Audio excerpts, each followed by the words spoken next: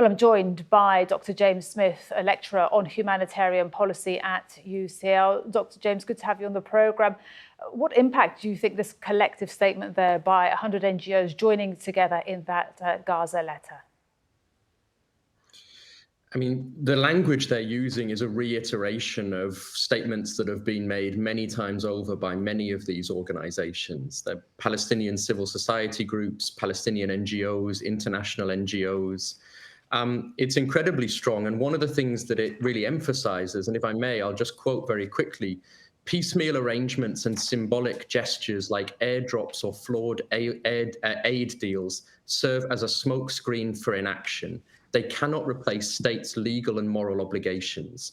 Now, these are humanitarian organizations that are saying, yes, absolutely, we need humanitarian access. But at the same time, humanitarian access is only part of the response that's needed here. We need serious political action to force Israel to bring about an end to the barbarity that it's committing against the Palestinian people. And Dr. James, we speak regularly, on this programme. It just really does seem that it is deteriorating week by week, just from my perspective. And of course, you have your colleagues there in Gaza. How much longer can this carry on if this letter from 100 NGOs has no impact, if no one listens, if those borders do not open, those borders, of course, as we know, with food in trucks? There is literally not another minute to lose. I mean, I have friends and colleagues who are saying that they'd rather be killed in an Israeli airstrike than slowly starved to death as a consequence of Israel's manufactured deprivation of access to food and water. The letter itself says states can and must save lives before there are none left to save. I mean, we are talking about a matter of hours, not days, not weeks. Today, the number of people that have starved to death in Gaza has exceeded 100.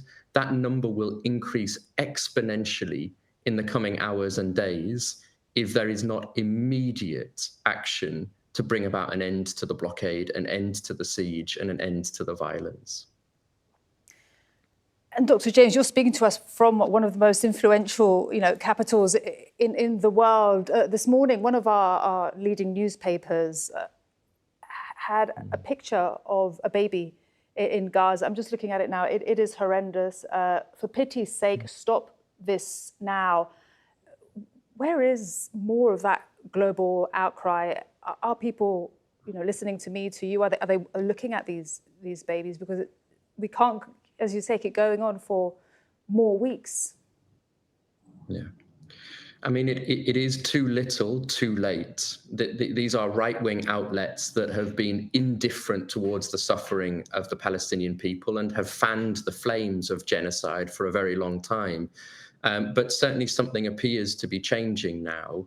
That there is even there is a threshold that Israel has finally crossed that has triggered concerted condemnation.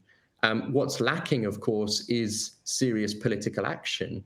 The UK government and several other states earlier this week issued a statement where, again, they reiterated the importance of Israel complying with international law. They called for humanitarian access.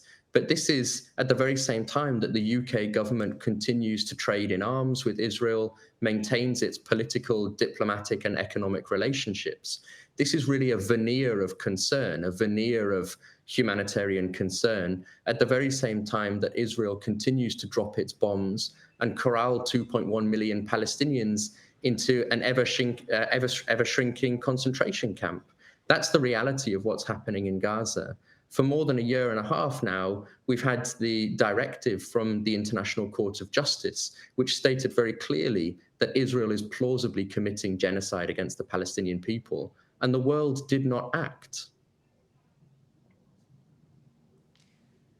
Dr. James, thank you very much indeed. We really appreciate that first-hand knowledge and expertise in your time. Thank you so much, Dr. James Smith, lecturer on humanitarian policy at UCL.